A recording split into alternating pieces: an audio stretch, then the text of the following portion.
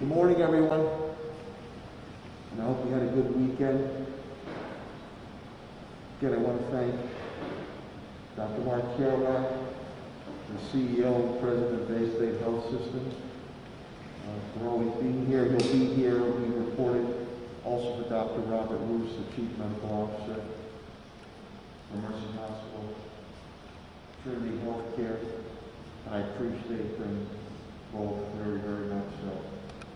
I want to thank the media, TV, radio, print media. Thank you for continuing to get our messages out to our viewing, listening, and reading public. I appreciate that. Big shout out to Focus Springfield. You've been invaluable. We continue to keep city government and public meetings and information out there. I want to thank our sign language professionals. Thank you very much for being here. It's much appreciated. And I want to make sure that I thank my cabinet heads and rank and file and their families. Tested and true, as I say all the time, in a number of natural and man-made disasters. I appreciate the continued efforts. And I want to thank each and every one of you, the viewing public, the residents of the city of Springfield, and the business community, for your continued patience, understanding, cooperation, and collaboration. I know there's fatigue, but there is light at the end of the tunnel, and we have to continue to stay vigilant. I'd also like to, for those of the Muslim faith, happy Ramadan. We started, I believe, this evening. A big shout out to UMass Hockey, which we have a UMass satellite campus down here in the city of Springfield, winning that national championship, Division I. We really took it to St. Cloud State, 5-0.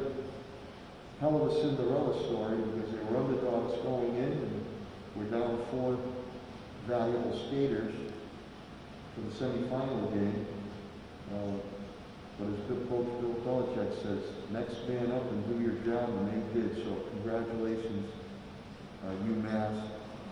Just a quick update on Oasis Food Bank. They are still temporarily at Central High School. That'll be transitioning. There'll be an announcement, but there's still Fridays at Central High School. We're servicing about 3,500 families there with the Food Bank of Western Massachusetts, Sedesco, and others. We appreciate that. I think their spot might be up at the, tentatively up at Sears, Eastfield Mall, but that'll be announced. They're still at Central High School. They are in need, John Foley indicates to me that they are in need of volunteers. And if there's groups or individuals that want to volunteer, please contact my chief of staff, or the city's chief of staff, Tom Ash, and we'll facilitate that. I know many times they have a tremendous amount of volunteers. I know police and fire volunteer too, but if you can, that would be fantastic if you could do that. On the stat sheet, we have now moved up to COVID-19 total confirmed cases, 20 since the start of this ordeal, 20,336. Monthly, 730. Weekly, 521. There was a little bit of an uptick. We're still in the red, technically in the red. We can't be laxed. So please, you still need to wear the masks when you're out and about, or in your workplace, or here at City Hall. Please wear your masks. Helen and I continue to work to expand and open more vaccine neighborhood sites. Last week, Health and Human Services did vaccinate about 1,710 Springfield individuals. Total about 6,610 have been vaccinated Springfield residents. That's on top of the mass site, curative, Governor Baker's site at the Eastfield Mall. We also Governor Baker, again, this is on the state level. He does have a program for homebound individuals who need to shop, and that's on the website for the state. Our telephone banks continue. They've been rave reviews, and I'm very thankful to the our Health and Human Services staff, Elder Affairs, Sandy Federico staff, libraries, Molly Fogarty's on setting up for the vaccine shots. People are very appreciative of that, walking through everything. Our senior meals, homebound senior meal deliveries continue. Partnering with Director of Operations, Patrick Leonardo, AMR. Very, very appreciative of that partnership. The Stop the Spread still continues at the Eastfield Mall, Governor Baker's. That continues. Also, on the people who have passed, on deaths, and again, our thoughts and prayers and sympathies and encouragement go out to the affected families. Commissioner Colton Harris indicates to me no reported COVID deaths. We hope it stays that way, but you never know. So that leaves the total at 239 Springfield residents who have lost their lives due to COVID-19. Of that, 98 are white for 41%, 52 are black for 21.7%, 82 are Hispanic for 34.3%, 7 are Asian for 2.9%. Long-term care facilities, thank God, it's pretty much stayed stagnant. 60 have lost their lives. Residential is 179. And I also want to bring to the attention for those, and I hope there are no more deaths pertaining to COVID-19, but for those who are going through it right now, FEMA has a site in which COVID-19 funeral assistance, if needed. And the COVID-19 funeral assistance line, we'll get this on my websites too. Applications begin April 12th, which is today. Phone number is 844-684-6333. And we'll get this information on my websites, especially our COVID website, for those who unfortunately have lost a loved one and need assistance. FEMA is offering COVID-19 funeral assistance. We're very appreciative of that. Some updates. Budget hearings are done. I want to thank all my cabinet heads. I want to thank TJ Plant, my CFO, and Lindsay Hackett, Melanie Minogue, the budget director.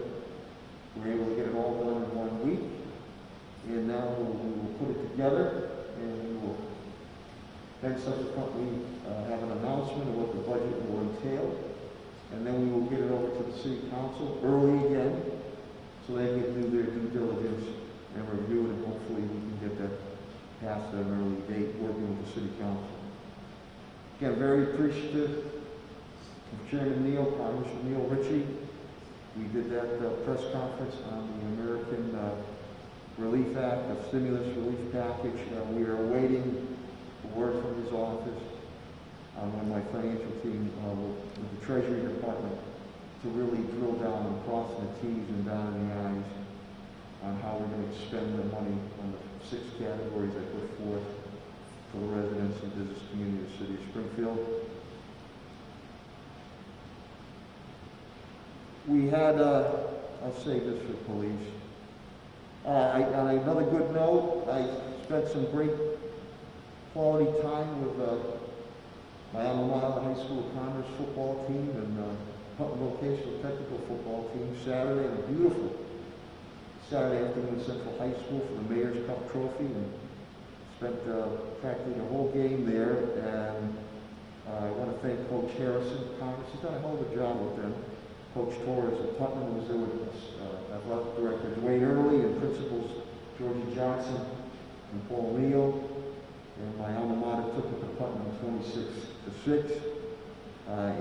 was great to present that Mayor's Cup trophy and be able to see the guys and see their parents, unfortunately, on the other side of the fence. But it was good to be out and about. And I want to thank Commissioner Helen Harris and Jeannie Clancy and her Stebbins School Department for working that out. Testing has been very good, and the student athletes, I tell them to continue to excel on and off the field. So that was very, very good. Helen and I will be with Congressman Neal this afternoon. We'll be touring another neighborhood site for vaccinations with Tanya Barber, the CEO of Caring Health Center. I believe we'll be at the X for Caring Health Center later this afternoon. Tomorrow, Buccaneers, the day Korean War vets the 65th Infantry. I'll be doing that with City Councilor Tomasito Gomez, the flag raising 65th Regiment, Infantry Regiment. Victor Rosario and Antonio Morales are still alive. God bless them. They will be awarding them some. Bishop Byrne is inviting me. I'll be at St. Michael's Cathedral this week to note flag raising on child abuse awareness. And it's so very, very important that we continue to eradicate that. Also, on a good note, through Link the Libraries, they've been a great friend to our school system. Lori Flynn, I'll be doing a Facebook Live read aloud, I think Thursday evening, and I'm going to read the Home Run for Bunny Calafaro, the Legion team back in 33, that was really ahead of Jackie Robinson, ahead of Dr. Martin Luther King. They did the right thing when they wouldn't allow a black Bunny Calafaro, black ball player, to play the Springfield team. And the Springfield team backed up and said, "He doesn't play, we don't play." And they did the right thing at a very difficult time. Eastfield Mall continues with the Mass Military Support Foundation. I'll be out there this coming Saturday. 2 million pounds of food that we've been able to get to veterans and their families in need. For next week, due to the observation of the Patriots' Day holiday, this COVID press conference will be Tuesday, April 20th, not Monday, Tuesday, April 20th. Now for the police update. Mr. Clapper indicates to me only one is down with COVID. We had a difficult weekend. And I'm not going to mince any words here. The dirt bike detail continues. We're working with our partners in the state police, the Air Wing, the Eye in the Sky we call it. We grabbed 10 more dirt bikes and made more arrests. And one of those arrests, though, one of those miscreants, as I call them, tried to run over one of our cops. Tremendous restraint shown by that officer on that arrest.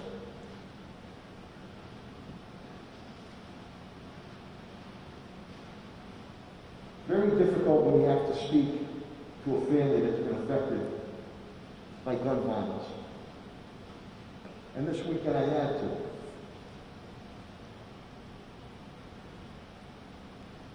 A mother of a 10-year-old female, innocent juvenile, that was struck by gun and gang violence on Wellington and Armory Street. Arrested in May. Lo and behold, those individuals that we arrested and tracking are out on warrants, out on bail. You tell those judges, you make that phone call to that mother.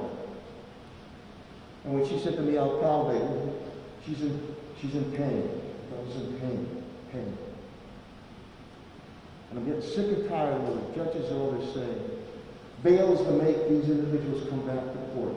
Well, they're coming back to court after they're committing more crimes. Tell that to that mother.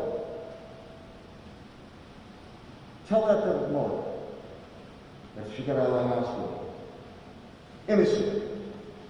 Innocent.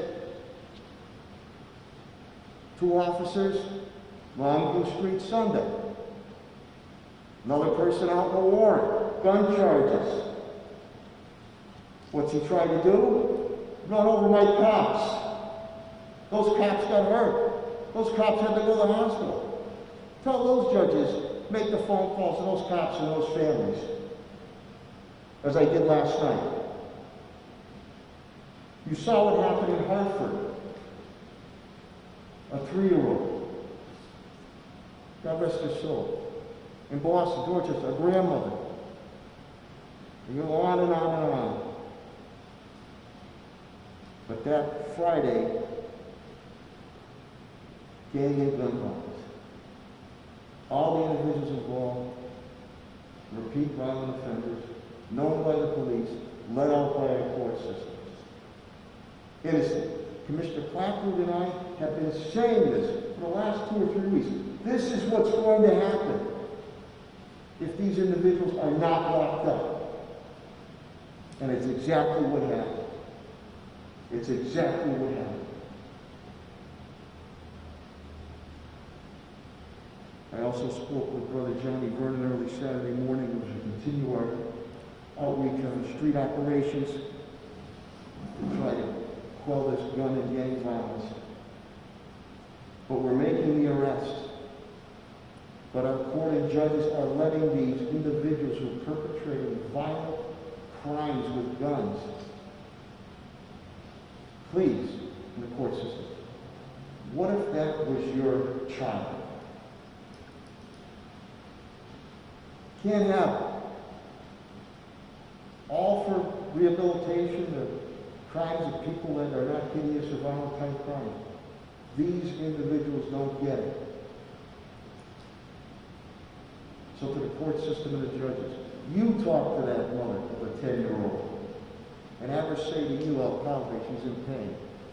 You talk to my officers, the ones that were run over, that had to be hospitalized, trying to get another person on gun charges that was already arrested on warrant. And I don't want to hear, again, it's for them to come back to court. They're coming back to court after they commit more crimes. They can't get to you, but they can get to me. And I'm sympathetic to it. And I'm going to keep fighting to do something about it. We also continue with our DOJ meetings. And hopefully we'll come to a mutual agreement. And I'm sorry you get so emotional, but when you're on those phone calls and when you see those people that have been affected, that's what our judges and court system need to see and know. Fire department, Commissioner Calvi indicates 2 are down with COVID. Hopefully with some of this rainfall we're getting, it's going to help out the fire department with the brush fires. Commissioner Dispatcher Week. I want to congratulate and thank all our dispatchers for their dedicated efforts. MCDI again, and that's why I want this property down yesterday. Mr. Calvi working with Commissioner Clapwood. 3 juveniles arrested on top of the roof of MCDI trying to commit arson again. And if God forbid anybody gets hurt or killed, the DCF will not allow us to speak to those individuals. Unbelievable. So again, this goes back to family. But it's coming down. No matter if mothers who want to keep it up, it's coming down. No, the neighborhood does not deserve that to live with that there. DPW Chris Signoli indicates to me 1 is down with COVID. Again, it's pothole season. Please call 311. DPW has crews, they'll get out there. Yard waste pickup continues. Street sweepers are out there. Still in need of CDL drivers, and traffic light technicians are needed. Superintendent Warwick indicates to me we are now over the 7 million mark. 7,014,261 meals have been served since the onset of this COVID-19. We're still doing after school sites. I think at 10 or 11, 4 to 6 p.m. at schools. The school reopened hybrid went very well. Went very well. congratulations to all involved.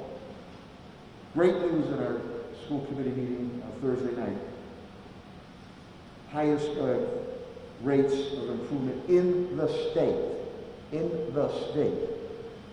Graduation rates are now up to 77%. Dropout rate is down 3%. I believe when I took over as mayor, we were hovering at about 50% graduation rate, and I think around 12% dropout rate. And it really escalated with Superintendent Ward coming in 2012. That's good news, and we want to do even better. Finance, my CAFO TJ plant indicates to me, since this has started, a deficit of $7.8 million. I'm running about almost $3 million, 2.9 something million deficit for FY21. Deficit in grant spending for the residents and business community. City of Springfield stands at $36.3 million. $27.7 million has been pawned off in grants. Still running a deficit of $8.6 million. Budget hearings are done. We await the meeting with the Treasury officials on the specifics on how the relief and stimulus money can be spent. We're very thankful to Congressman Neal for facilitating that meeting for me and my financial team.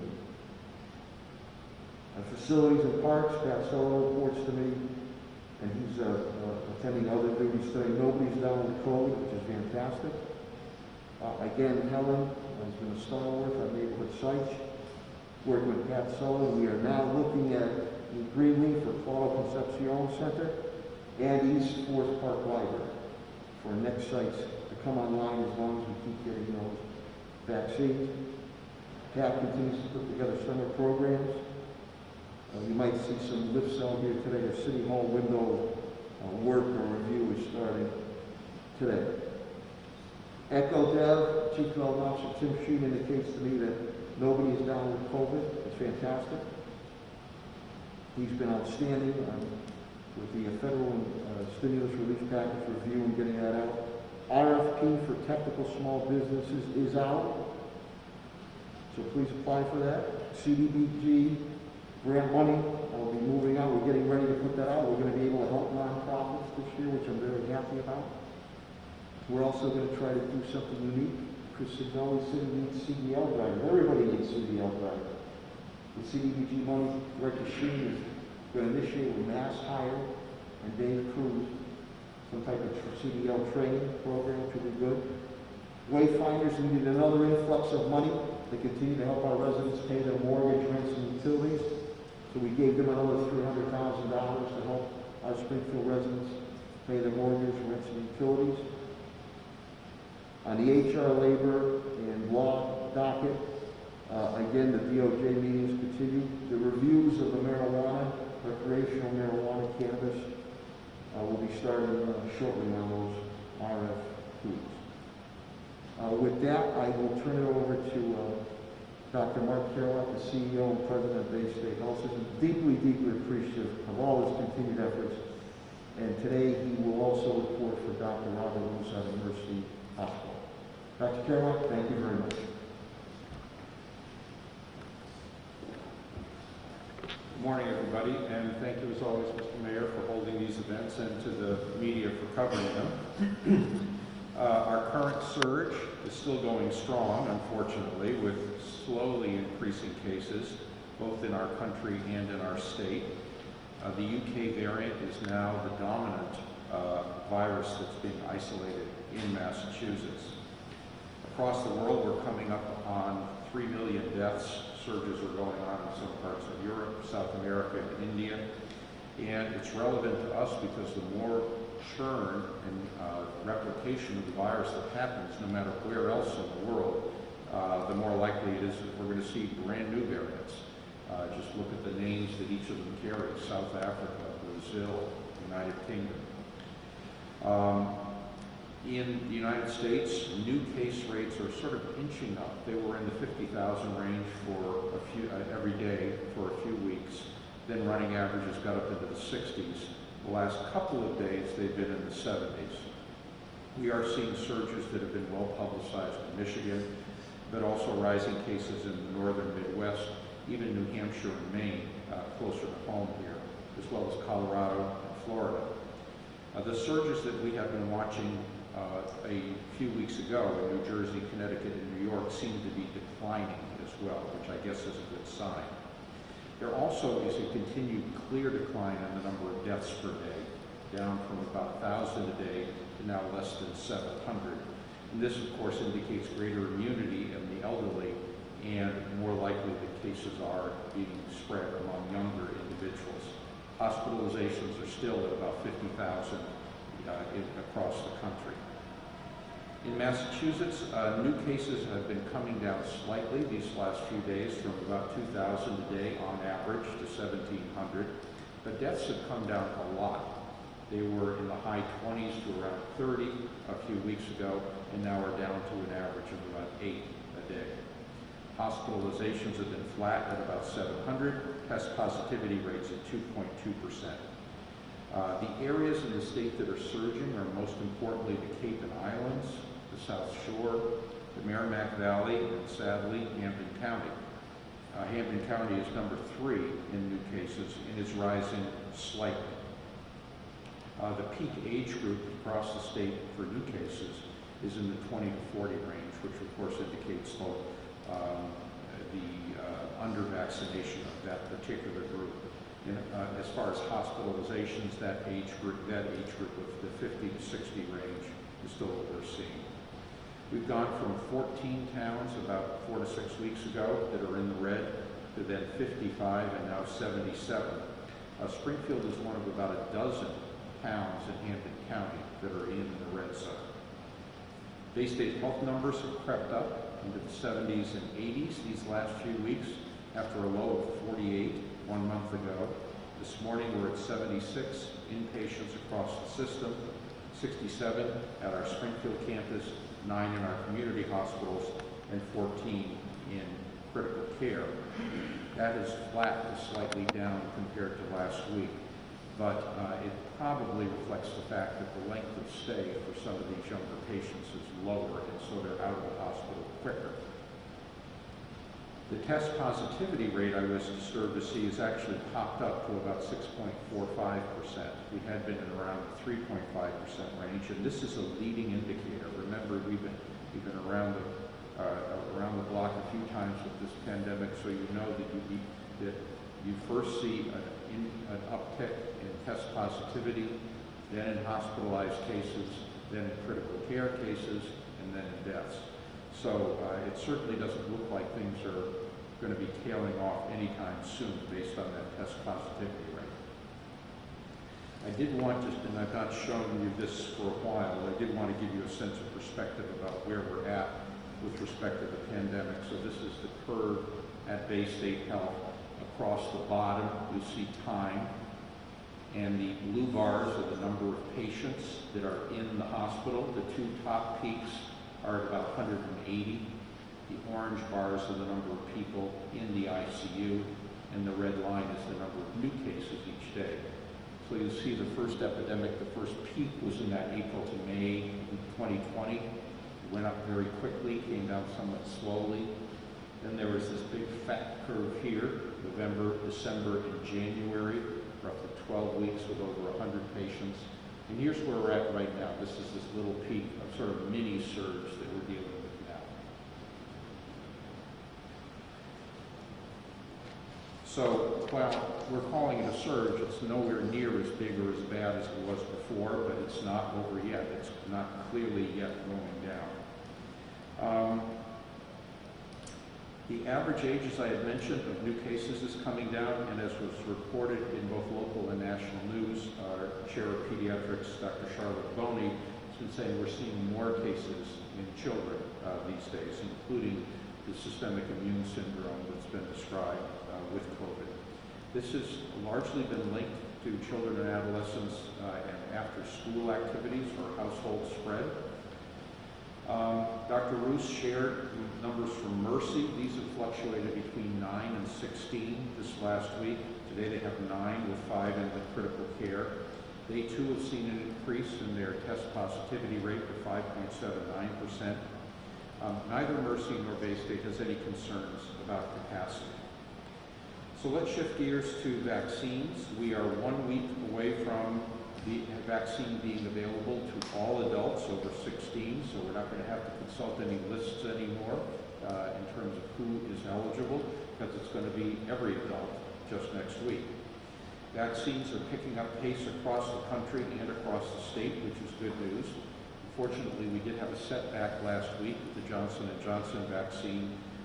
One of their suppliers of the materials they use to make vaccine had a contamination event which caused them to lose 15 million doses. There are another 60 million doses that are sort of in limbo pending an FDA review of the plant to see if they too were involved. For the mRNA vaccines though, Moderna and Pfizer, they have been increasing production, and production's on course to double over the next month or two. And I strongly believe that Johnson & Johnson is going to come back online as well. As a country, we're still vaccinating 3 million a day, which is a very good pace. In the United States, we've given out 117 million first doses, and that means that 45% of adults and 78% of seniors have some level of protection. 71 million have been fully immunized, that's 27% of adults and 60% of seniors. Pfizer has reported some good results in adolescents between the ages of 12 and 15, and has indicated their intentions of applying for an emergency use authorization for this age group. Massachusetts has administered 4.5 million doses, 2.9 million folks receiving at least one dose, and 1.8 million fully immunized. Remember, the target here is 4.1 million Massachusetts adults. That would get us to 80% of the adult population, which they think would be herd immunity. The rate is increasing over this last week. I was happy to see it was on average 74,000 doses a day over the last week. The supplies that the federal government has given are still being given out proportionately by population, but because of things like the Johnson & Johnson business, it's still kind of unpredictable from week to week. Bay State Health continues to receive our weekly allotment of about 4,500 doses, both first and second doses.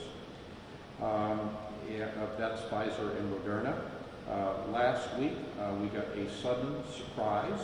We got about 5,000 doses of the Johnson & Johnson vaccine, which we were thrilled about, and then needed to scramble to get that into arms.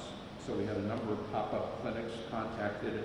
These, by the way, were only for people in Hampden County. The state got a sudden shipment of 100,000 doses and decided to give them out to the areas where they were seeing the greatest number of cases. And so Bay State's additional 5,000 was part of the allocation to Hampden County. So we held a couple of pop-up clinics. Actually, one is going on right now. So if you want to go to our website, it's between 9 and 12, so not much time left there. But we still have a lot of this Johnson & Johnson left that we want to get into arms over the next week or two. So keep your eye on our website, baystatehealth.org, to see if there's a pop-up clinic coming near you. Sorry I don't have more detail on that, but we're going to be publishing it as soon as we can stand them up and get them going. We expect this is going to be a one-time allocation, and at least in the short run, we're not expecting more J&J coming our way. We're continuing to do our usual sub-allocation to both our inner-city health centers in Springfield and to Greenfield. Mercy continues to receive its usual allotment of 1,100 doses a week of Pfizer, and they're reporting no change in vaccine operations at their clinics. The federal government, it's worth noting, are still giving a lot more of the increased production to the retail pharmacies. So that is mostly Walgreens and CVS here in Massachusetts, but also places like Rite Aid, Costco, and some of the supermarket-based pharmacies. I also wanted to share with you that Bay State is going to be launching a major public information campaign next Monday, the 19th, when all adults are going to be eligible to deal with, so that we can deal with vaccine hesitancy. It's going to be featuring Drs. Doreen Walker, Esteban del Pilar Morales, and Amanda Westlake. All three of them are Bay State infectious disease physicians, one black, one Latino, one pregnant. This campaign will include print, both African American and Latinx newspapers, as well as more general circulation, billboards, TV, radio, interviews, town halls, etc. I'm grateful that we have so many authentic clinical voices willing to share their own decisions. I would remind people that 95% of doctors across the country who are eligible decided to get the vaccine, and so that should tell you something. So with those three, plus Drs. Artenstein, Paez, and Dr. Hessler, I am now number 7 on the depth chart for infectious disease doctors from Bay State who are getting in front of cameras, and I couldn't be more thrilled. We're also happy to continue to work with the Vax Force and Commissioner Colton Harris's efforts to get the word out about hesitancy. So I'll conclude by saying, remember, there's a lot of virus around. If you're not vaccinated, this is no time to relax on the public health measures as far as masking, social distancing, and avoiding crowds. Particularly if you've got kids doing after-school activities, I would be very careful about the before and after activities, the carpooling to the soccer game, the pizza party afterward. That's oftentimes where these transmissions occur. Try to either avoid them or to keep them safe with good ventilation and masking. If you're already vaccinated, be aware that the CDC has said it's safe to be with other vaccinated folks in social settings without masks or distancing. Or you could, to go to single households where the younger folks have not yet been vaccinated. So think grandma and grandpa going to visit the grandchildren. They still recommend everybody wear masks and observe distancing in public places. The vaccine is not 100% protective, although it's nearly so, as well as in larger gatherings. I hope everyone is going to consider registering for the vaccine in the next week or two. That will be any of a number of websites, mass.gov, the Bay State website, the Mercy website, the various websites for the pharmacies, or dialing 211 and getting some help with the vaccination. Finally, let me just mark an anniversary. It was a year and 2 days since the first so-called Code Rocky at Bay State Health, which is a custom that's been picked up across the country. When a patient is successfully discharged with COVID, you'll hear the theme music from Rocky overhead, and anybody who's free comes down to give a round of applause to a patient leaving the hospital. We've had the pleasure of doing this 2,500 times over the last year, and we hope, we hope to be able to retire it very quickly, but a lot of that depends on the willingness of everyone to get vaccinated and to stay safe in the meantime. So I guess I will stop there, Mr. Mayor. Do you want me to take questions now?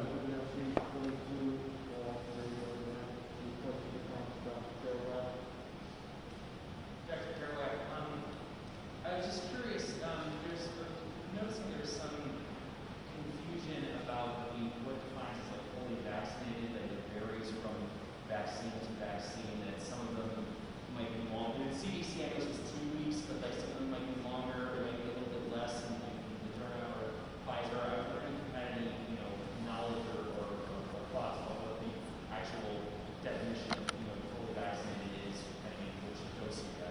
Yeah, when any of us is challenged with a vaccine, some foreign protein we haven't seen before, it takes 10 to 14 days to make an antibody response.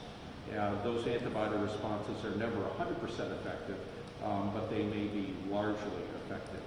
Things are much quicker if you're seeing a challenge from something from a protein you've encountered before.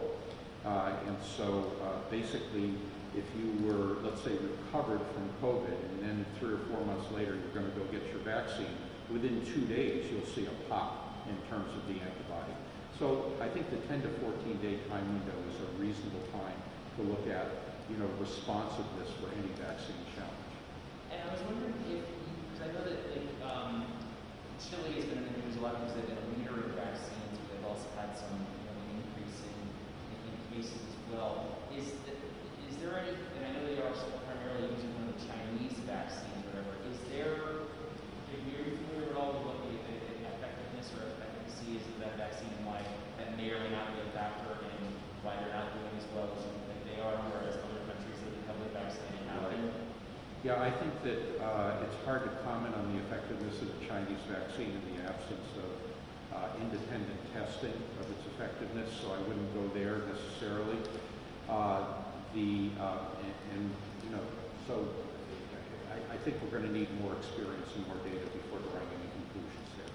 And basically, I know we really only have one country in the world that's been very heavily vaccinated, which is Israel, but to the extent that we can extrapolate any sense of where they've gone, where do you think the United States and Massachusetts in particular is based on what we appear to know from what has happened in Israel's vaccination campaign? I think Israel, the question of, what can we say about Massachusetts given other successful countries? I would put England up there with Israel. And the United States is about in third place in terms of rapidity, though. So we've actually been able to get ourselves in gear and get people vaccinated. Israel is opening up its country. People are going to large sporting events and restaurants and all that sort of thing. And they've been able to do it fairly quickly because they pre-purchased a large amount of vaccine and they have a highly organized health system and public health infrastructure. The United States is kind of, had that storehouse of vaccine and has now been able to get it out into arms. So I'm optimistic that we might be there as well. I keep saying that I'm still optimistic about the backyard barbecue on the 4th of July. I think we may get there. Yes, Margaret. When it comes to the children and the rising pediatric cases that you're seeing, could you extrapolate a little more research on what you're seeing in terms of symptoms for these kids and how old they are? Yeah, the symptoms in children are parallel those in adults. It's like a flu, fevers, aches, pains, usually some cough. That usually won't do much more than have you go to bed and just wait it out at home. If people start getting severe cough or shortness of breath, they may actually get a bit of a pneumonia and have trouble getting oxygen to their system. There is a unique so-called inflammatory syndrome that children get, where their immune system gets riled up and can cause organ damage like kidneys, livers, as well as brain.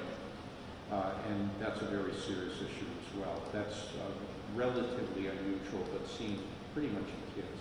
Have you had children be hospitalized due to that? Yeah, I think our Dr. Boney noted that just this month, we have seen 5 kids hospitalized and 1 had that severe syndrome requiring the ICU. And your concern is that it's before school and after school activities plus maybe the background of kids going to school full time.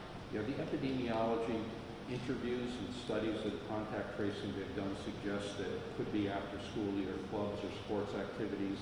But I think moms or parents have to be aware of the stuff that goes on before and after those events as well. So let's say you're doing a carpool. People ought to wear masks, put the windows down if you can, that sort of thing. So people need to be aware that it's the whole thing. It's the before and after as well as the event where they need to be concerned. And then one more on the Johnson & Johnson vaccine. You mentioned it was sort of a surprise to get that shipment and now you're doing vaccine clinics to try to get it in our as quickly as possible.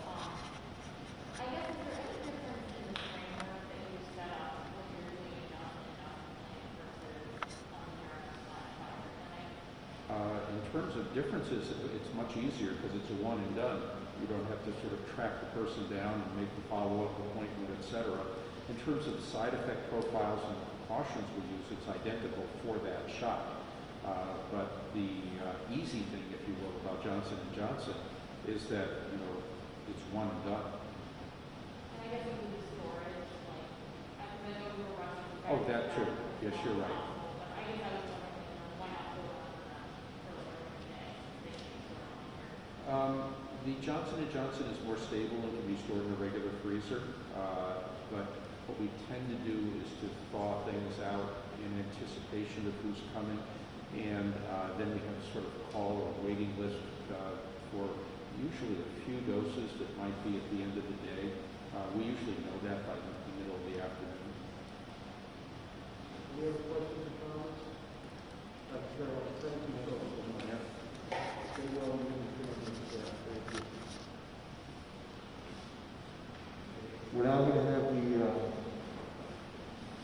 update from the Commissioner of Health and Human Services, Helen Harris, who has just done a tremendous job and one of the leaders in the state when it comes to helping us defeat this COVID-19. Commissioner of Health and Human Services, City of Springfield, Helen Harris. Mayor Sarno, thank you very much as always, and thank you for your support. This is the data update, a review of the data for April 4th through April 10th. As the mayor has indicated, our cases are 20,336. Cases by day: Sunday 30, Monday 51, Tuesday 30, Wednesday 134, Thursday 97, Friday 93, Saturday 86, for a total of 521.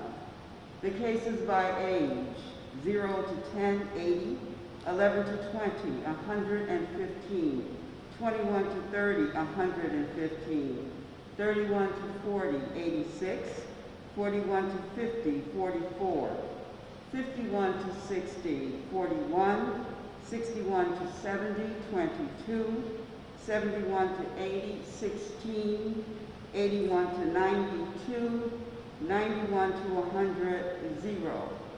Cases by zip code: 01, 4 cases, 1%. 03, 8 cases, 1%. 04, 64 cases, 12%. 05, 55 cases, 10%. 07, 26 cases, 5%. 08, 94 cases, 18%. 09, 119 cases, 23%. 18, 34 cases, 6%. 19, 45 cases, 9%. 28, 4 cases, 1%. 29, 24 cases, 5%. 51, 45 cases, 9%. Cases for the last 6 weeks: February 28, 391. March 7th, 326. March 14th, 310. March 21st, 546. March 28th, 486. April 4th, this current number is 521. Our cases have increased by 35 over the previous week. Cases by age: 30 and under, 59%. That is an increase of 6% from last week of the cases in the under 30 age group. That is critical to note. When I look at the contact tracing list, or the lists that come to us with addresses, we have clusters in our institutions of higher learning. But not only those institutions, but amongst our younger population in general, there is an increase in the cases. The 31 to 50 is 25%, that is down 1%. The 51 and older is 16%, which is down 5%. So the areas of our city, or those age groups that we see that have been vaccinated, we are seeing those numbers in those age group lower, particularly the 51 and older age group. However, again, that stubborn number under the age of 50 is something that all of us should be concerned about, and I am asking our young individuals one more time. This virus does impact youth. The hospitalizations of youth are going up, as Dr. Kerouac said. We have a new variant that is more transmissible in Massachusetts and in the United States. It is the dominant variant, and therefore we are seeing that in our case numbers as they continue to rise. Household clusters. We are also witnessing many clusters in household. based on address. Once again, we ask you to take those public health precautions, wash your hands, watch your distance, and wear your mask. If you are in your household with someone who does not belong in your household, that you are not interacting with in your environment, please continue to wear your face covers, and please continue to practice social distancing. Cases by race: white 33%, black, African American 19%, Latinx 21%, unknown 25%. Our line graph reveals that in February we were at 2,170, March 1,171, and April to date we are at 730. The mayor indicated that the City of Springfield Department of Health and Human Services has facilitated the vaccination of 6,610 individuals, and we are very proud of the staff of the Department of Health and Human Services, Behavioral Health Network, one of our vaccination partners, Curative, who administered 500 doses of J&J for us last week, Springfield Public Schools and the nursing staff, of course the Springfield Department of Health and Human Services again, and our vaccination partners who are very effective and who are always willing to help us in any way possible. AMR, we thank you very much. We will be vaccinating at the Ray Jordan Center tomorrow evening. I think there are 1 or 2 slots left. Potentially that was at 4 o'clock this morning, so they could be gone. We will also be at Ray Jordan Thursday morning. Behavioral Health Network will be vaccinating as well. Springfield Public Schools, the nursing staff, along with the Department of Health and Human Services, will be vaccinating on Saturday morning. And so we are feeling very good about the fact that we have neighborhood clinics.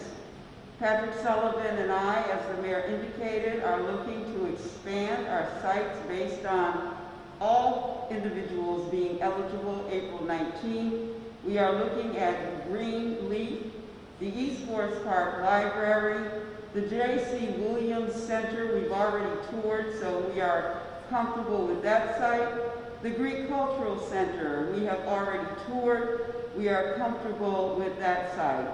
We will be bringing on some individuals that will help us administer our clinics.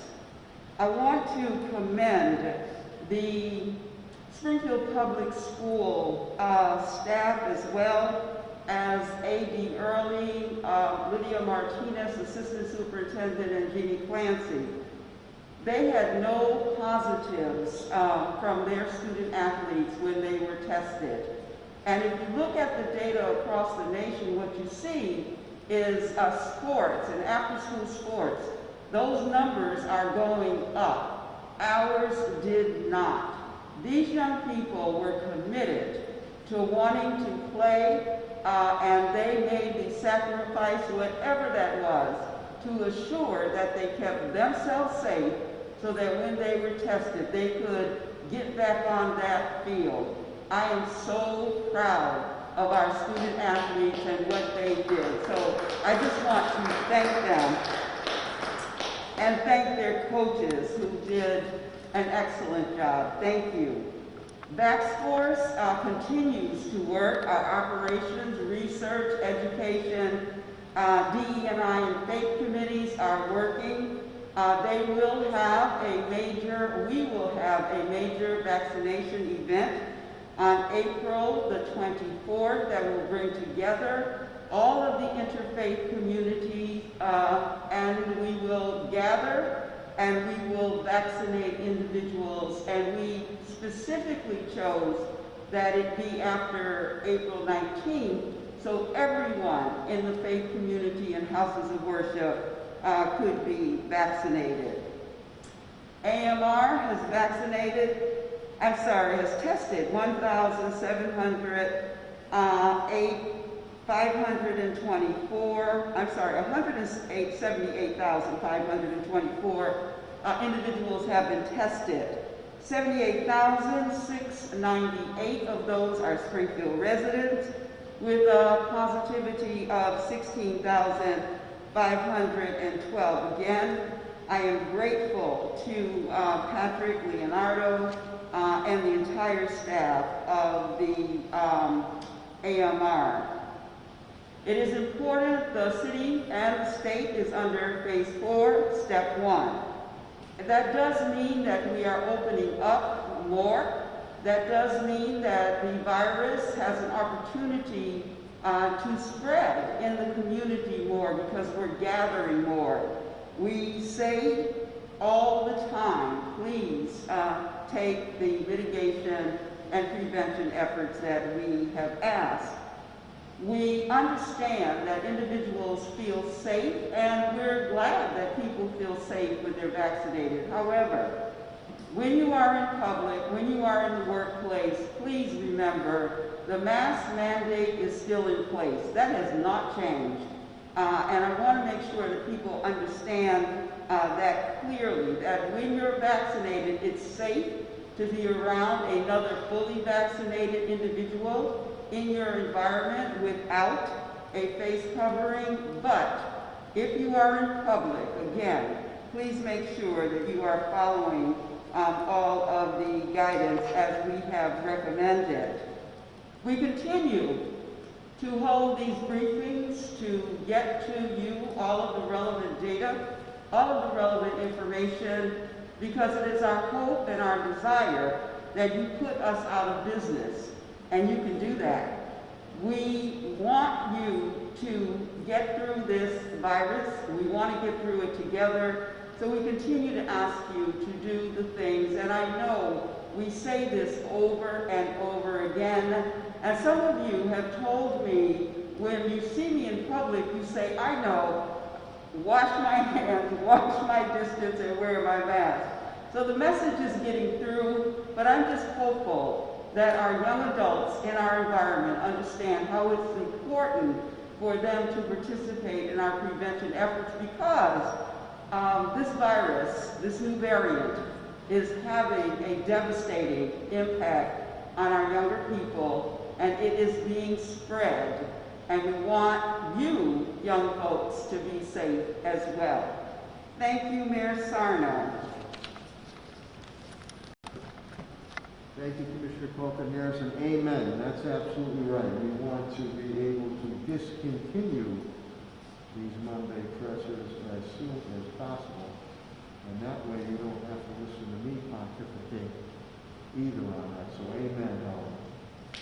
We'll now move to the public safety component of the COVID-19 city and hospital update. And again, the decisions we render or make with COVID-19 is really engulfed, if not any and all decisions made to move the city forward. So it's all encompassing. With that, I will now call up the Fire Commissioner of the City of Springfield, Bernard B.J. Calvert.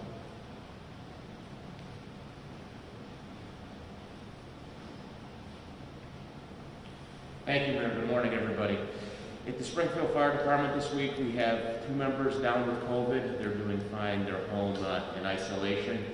This is also National Telecommunicators Week, so this is the week to honor and recognize the fire and police dispatchers and dispatchers in other communities in EMS fields that are the first link in the chain to take all the vital information from everybody and then pass it to the responders. So it's their week, so if you know a dispatcher, congratulate them.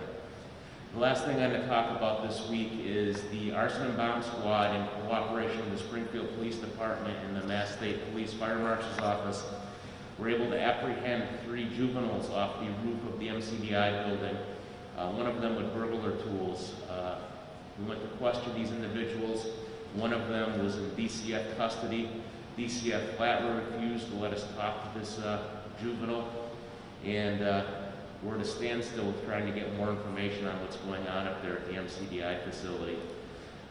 If there is a major fire at the MCDI facility, if anybody is injured or killed, the only one to blame in this case now is the Department of Families and Children, because they are unwilling to cooperate in the investigation of 3 arson fires at that facility. So if anybody's injured, hurt, or killed, or a major fire burns down parts of the neighborhood, there's no one to blame except DCF at this point. That's all I've got for this week. Thank you. Thank you, Commissioner Calvi. Thank you for your blunt words.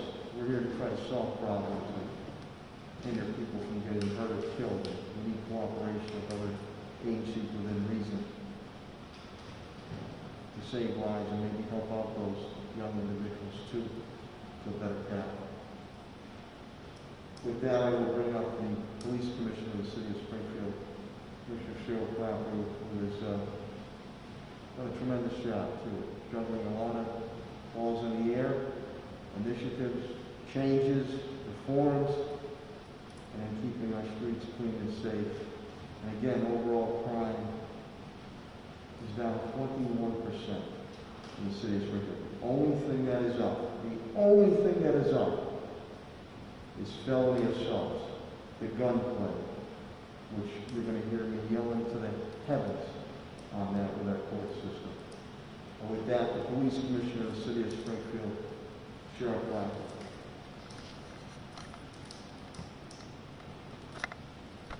Thank you, Mayor. The police department is down 1 officer because of COVID. Friday, about 5:30 p.m., officers responded to Worthington and Armory Streets drug activity and gang activity at that corner. Apparently there was one gang that was shooting a live video, a rap video, and they were shooting it live, so some rival gang members came by. 14 shots were fired, and unfortunately a young girl was struck in the leg. She's been released from the hospital. A short time later, Springfield police officers located the car believed to be connected to the shooting. We arrested the driver, 21-year-old Jose Estrada of Agawam, on warrants which included firearms charges. We believe there was another subject, or maybe 2, in the vehicle. They're still processing that car, and they're still going over video in the area. Saturday at 6:20 p.m., officers responded to the 400 block of Armory Street. Report of people fighting and guns involved. Seems to be maybe a road rage incident in which both had weapons. 2 firearms were recovered. No one suffered any serious injuries. Saturday at 6:15 p.m., narcotics detectives executed a search warrant at the home on Quincy Street, where detectives recovered a loaded firearm with 20-round magazine and 57 rounds of additional ammunition. 23-year-old Kevin Colon Soto of the city was arrested on numerous firearms charges and a warrant for armed and masked robbery.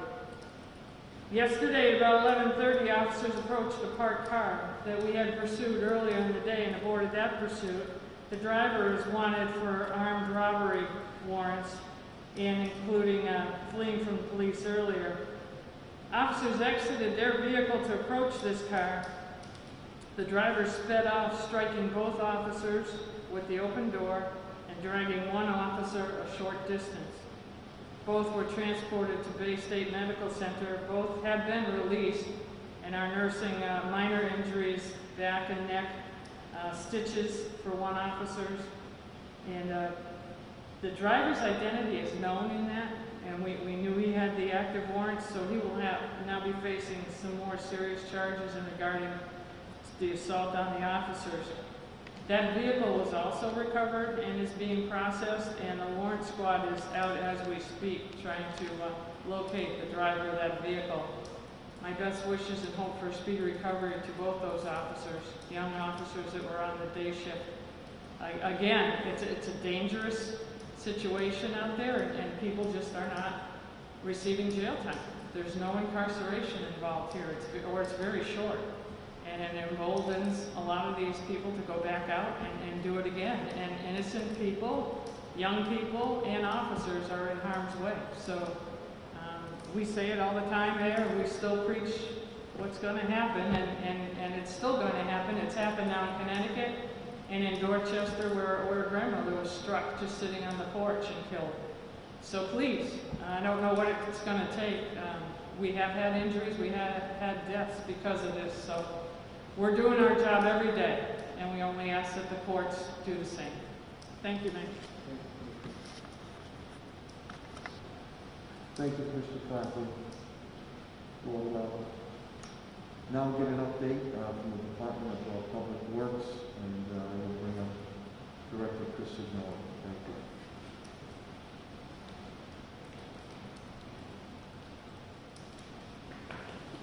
Mayor, thank you very much. The DPW currently has 1 employee down. As I mentioned over the last few weeks, we have started picking up yard waste.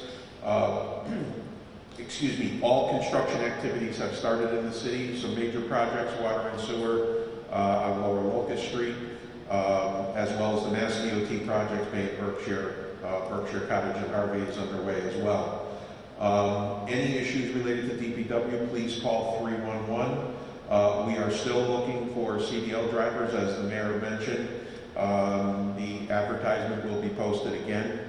And we are also still looking for traffic signal technicians as well. We are out doing street sweeping, and on our Facebook page and our web page, there will be maps posted every week that will show where we are and where we will be in the next few weeks. Thank you. Thank you, Director Signora, you and your whole team. We'll now get an update from our Springfield Public School System. Superintendent Dan Warwick and his team have done a tremendous job. We reopened hybrid, really went well, and again, outstanding news as we continue to climb on graduation rates and dropout rates. Superintendent of Springfield Public Schools, Dan Warwick.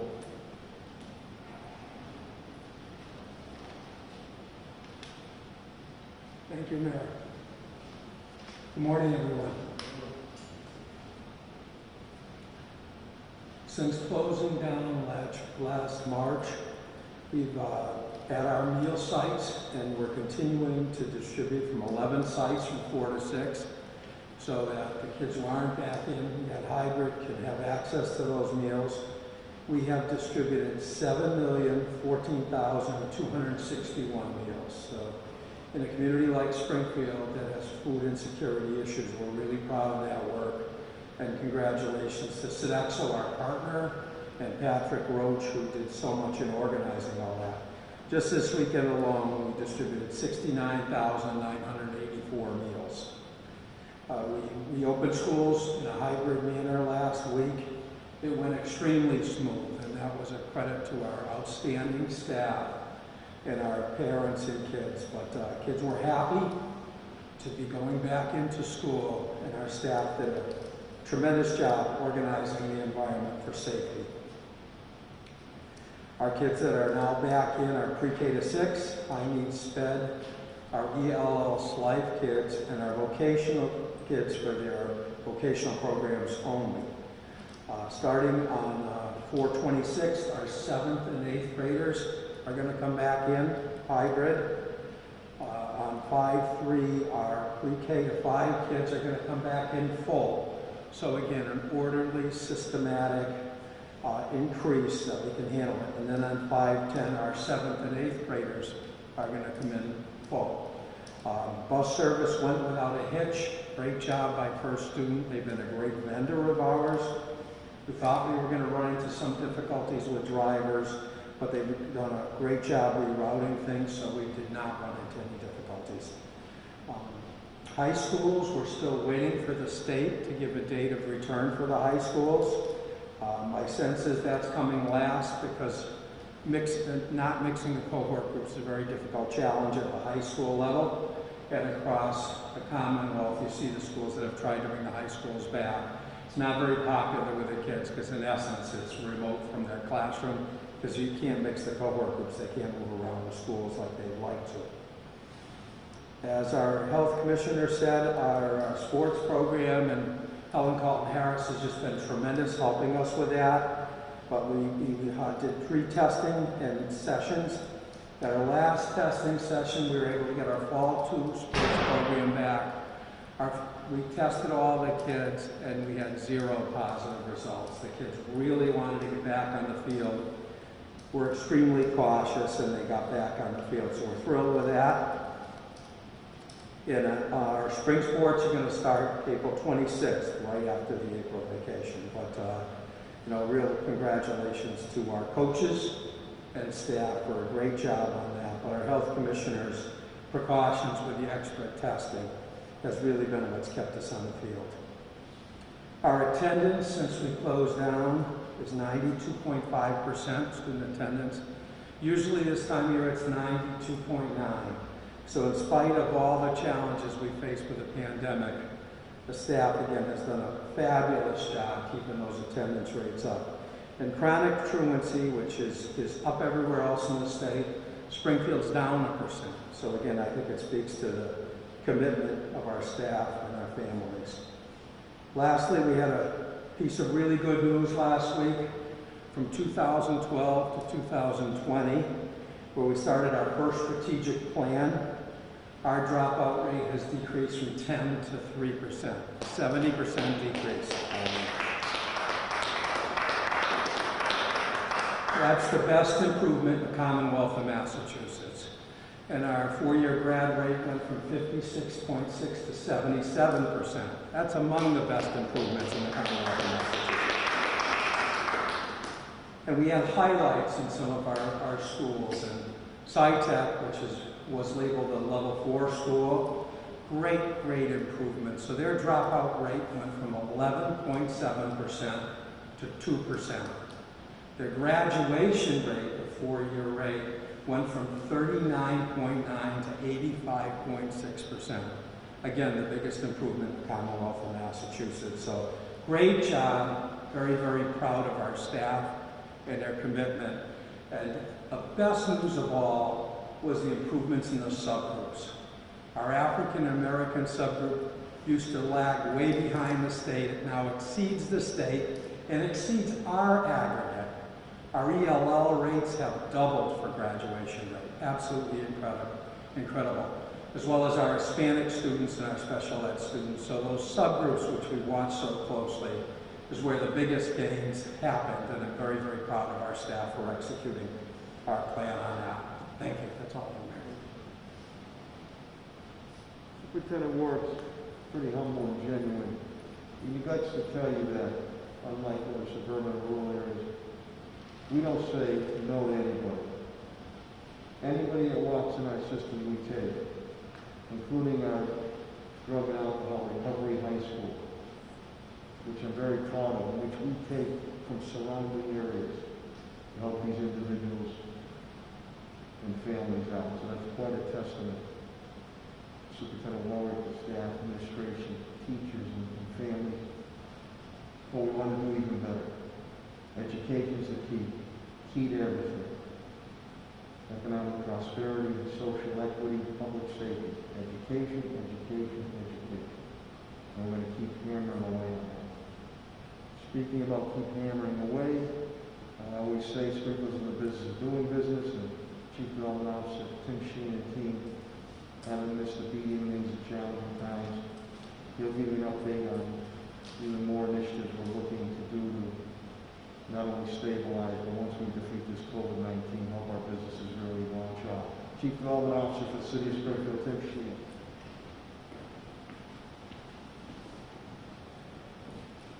Thank you, Mayor. We obviously are very happy to see more parts of our local, state, and national economy reopening. We do remain concerned about the long-term impact of the virus on the commercial office market, as some national companies have indicated that they will be reducing their office footprint by as much as 40% over time. Locally, the city team is considering ways to keep leases and tenants in place and sustain the valuations to the degree possible, but undoubtedly there will be negative impact. The immediate task is trying to manage the degree of that impact. CDBG staff remains focused on being ready to start the new entitlement grant year effective July 1st.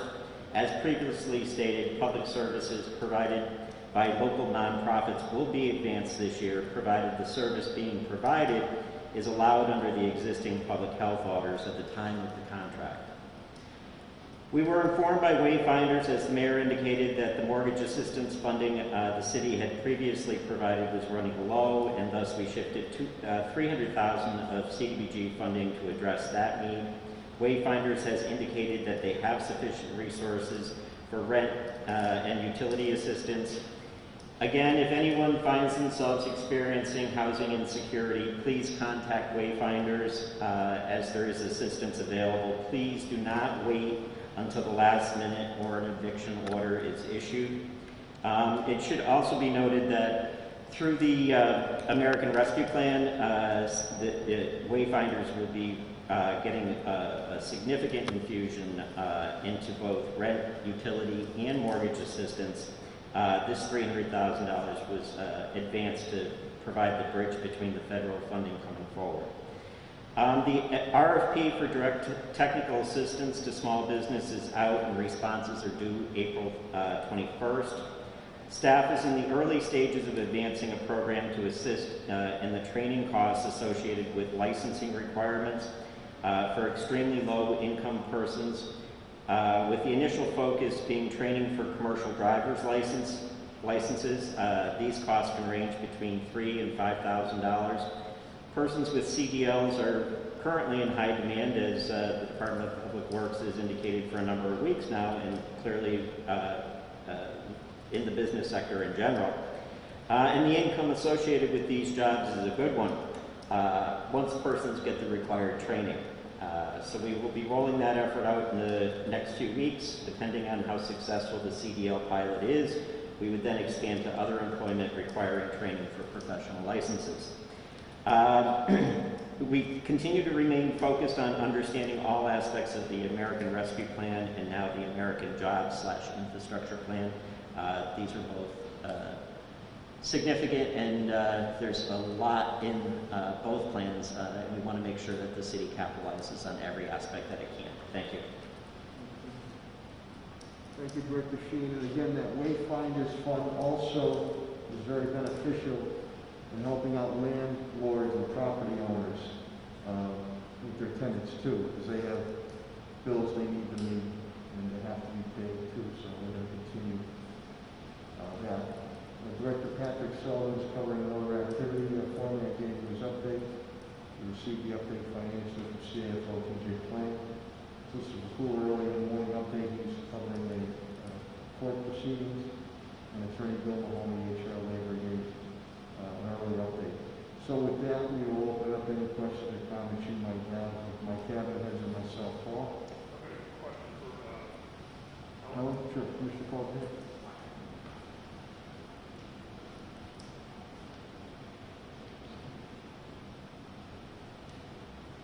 with the vaccinations being opened up to every adult in Massachusetts beginning today, is the back stores planning to do any outreach, specifically messaging younger people who are the ones that are now being accounting for most infections from you? Yes, we are working, actually we have started to shoot our PSAs, and they are ready. We're working with Focus Springfield to edit them. There will be billboards and other information that is given out. So yes, our marketing plan is concrete. We're moving it forward, and we do have PSAs that speak to the younger population. So what are you saying? What's the messaging like? How does it differ from what hasn't done?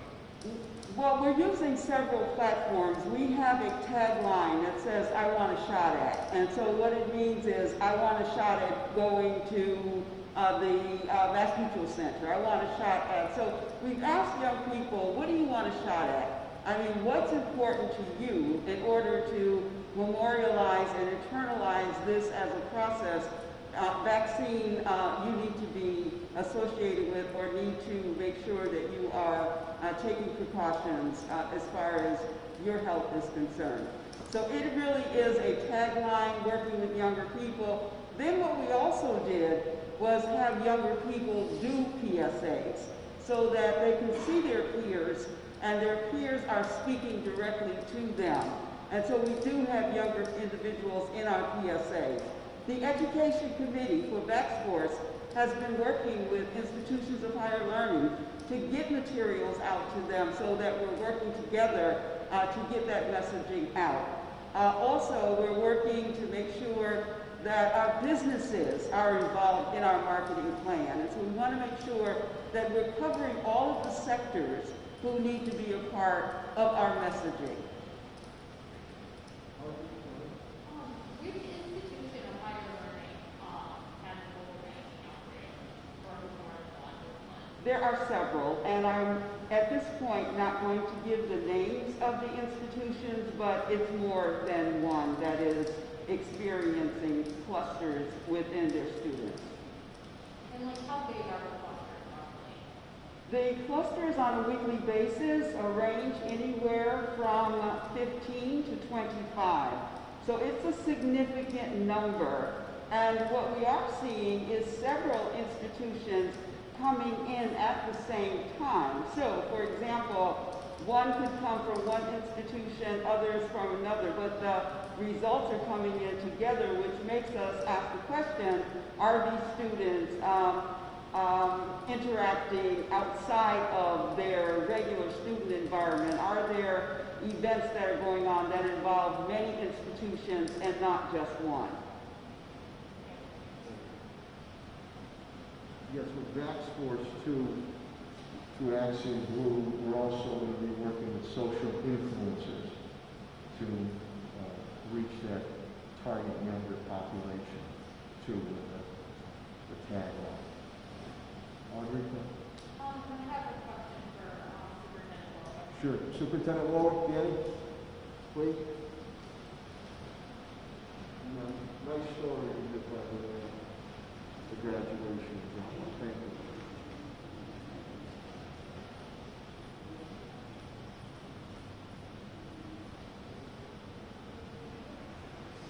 Hello. Hi. I was just wondering, have you guys given any thought to, especially as it pertains to high school students, because I know you're still waiting for that date for when they'll be able to come out, but have you guys given any thought to doing vaccine clinics in the schools for the students, maybe after school or during evening? We are, yeah, led by our commissioner. We've been using Bowling School to vaccinate folks from the community as well as staff still, because a safe return has a lot to do with staff. So we've been working with the public health commissioner and vaccinating as many folks as we can. I'm sorry, I meant for students, not for vaccines starting next year. I'd have to do it for, but they're not in the group to get vaccinated yet. But would we look at using the schools? We absolutely would, if that was available.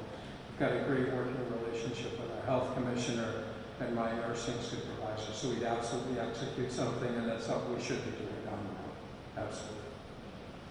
Superintendent, how have your dropout prevention efforts been affected over the last 12 months with the struggle in person learning?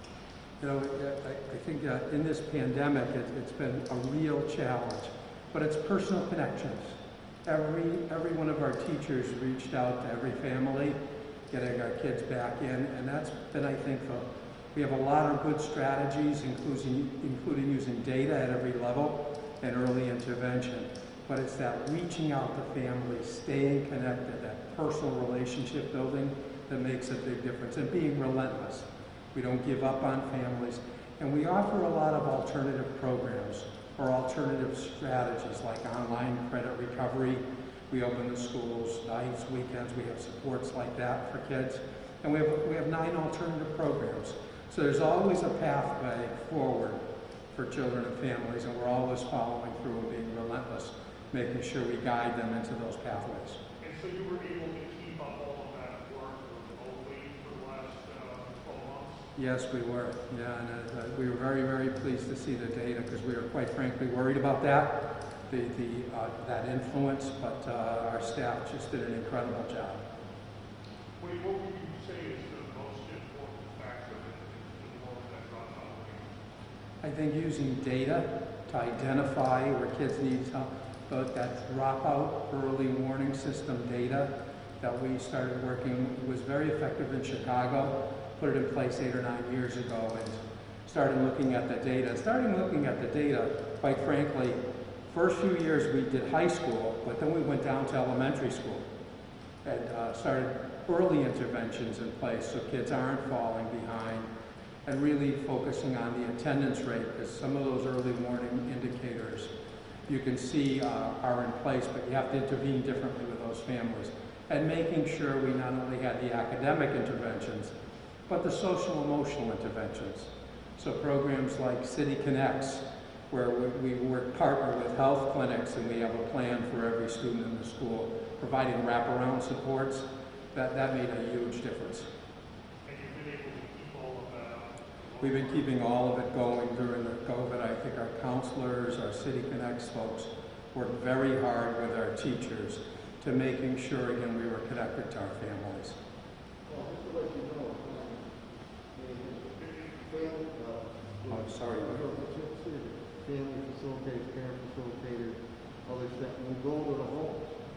And sometimes, many times, food is being brought there too, or they outreach what's going on, can we need you back, in school. So that's been quite effective. Danny started this, statistics at a younger grade. Where are the red flags? Get on it right away. So there's still been home visits when they're in need, food, other things that have been brought to these families with goodwill to say, come on, we gotta keep you in school. Yeah, our staff has been reaching out and making home visits, and it's that relentless effort and commitment to the kids, and it's connections. The kids know, families know we care, and we're going to have another pathway forward for you. But, illustrating it, when we started looking at that data, we saw all the kids entering kindergarten were way behind. We now have universal preschool for our kids so that they'll be better prepared for school. So, and we're working, we have all universal full-day preschool for our 4-year-olds, and within a couple of years, we're going to have universal full-day preschool for 3 and 4-year-olds, because the data showed how far our kids were behind coming into kindergarten, and many times that's a bit of a too steep a hill for them to climb. So again, improving those preschool programs, but it's a data-driven, relentless approach. Superintendent, in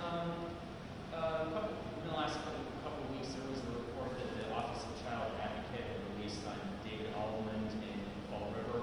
And there was some conversation in that report about the school district in Fall River. I was curious if you had a chance to read it and what the school department's been trying to do to try to look out for situations of abuse, in particular, over the past years. It's a tragic situation. I know, a lot of factors going on. I know Children and Families is principally responsible, but they did mention some things that they thought the Fall River School District could have done better. So I'm just curious what Springfield schools have been trying to do, either adapt to this report or just over the past year what it's been doing to try to keep kids safe. I'm not completely familiar with that, so I'll have to check into that map. But we do have a close relationship with all the agencies.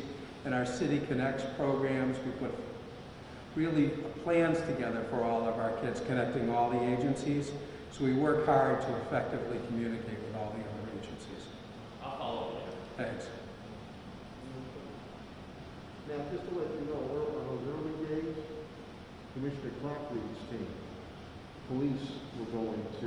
Oh, I know, that's why I was. Until they, that's good. There's less similarities between Fall River and Springfield, so that's why. Yeah, and I think, once the superintendent again has a chance to review, I don't think I think we're ahead of the curve on a lot of things, but COVID-19 has led to a lot of challenges, but Mr. Clapper's men and women in blue, many a times early on, were going to the site to make sure if something negative was going on, police intervened, and then contacted DCF.